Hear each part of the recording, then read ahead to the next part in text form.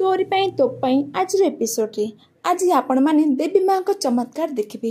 हाँ आज्ञा, आज राम जिते मुख आग्नि देवाई जाऊे ठीक से समय आकाश में कलापादल सहित बिजुली घड़घड़ी आ माँ को मंदिर देखिए।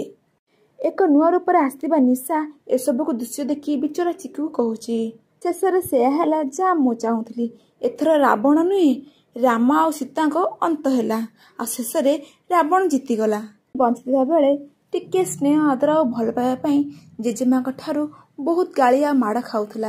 आज जिते चिकी दुनिया छाड़ जाऊँगी जेजेमा तार पक्ष कथा मन पकई तार प्रत्येकटी कथा प्रत्येकटी कम झील कामिनी कथा मन पकई दौची बोली भावुंट आ मने मने बहुत कांचती। जो दिन प्रथम चिकी हाथ रंधा खीरी खाई एमती लगी झील जानकी निज हाथ में खीरी बनी खुआई दौची आ चिकीर प्रत्येकटी कम आ कथार झील जानकी सहित मैच करता भाभी बहुत मन पकई कांचती। एतिक बेले ब्राह्मण जनक आसी राम को मुख आगे देवाई कहूँ आ राम एक कथा शुणी निजक संभाली पार ना बाबा आसी निजे राम को हाथ में से निआटी को बढ़ाई दियंती आ राम चिकी चारिपाखा बुली मुख आगे देवा बेले आकाश में मेघ आ बिजुली घड़घड़ सहित वर्षा होची।